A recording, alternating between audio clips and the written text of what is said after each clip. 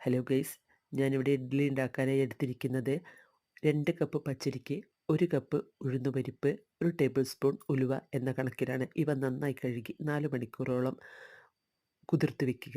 ശേഷം ഒരു പിടി ചോറ് ചേർത്ത് ഇവയൊക്കെ നന്നായി ഫൈൻ പരുവത്തിൽ അരച്ചെടുത്ത് 8 മണിക്കൂറോളം ഫെർമെൻറ്റ് ചെയ്യാനായി മാറ്റിവെക്കുക. ശേഷം നമുക്കൊരു ഇഡ്ഡലിത്തട്ടിലേക്ക് ആവശ്യത്തിന് ഉപ്പും ചേർത്ത് കോരി ഒഴിച്ച് നല്ല സോഫ്റ്റ് ഇഡ്ഡലി ഉണ്ടാക്കിയെടുക്കാം.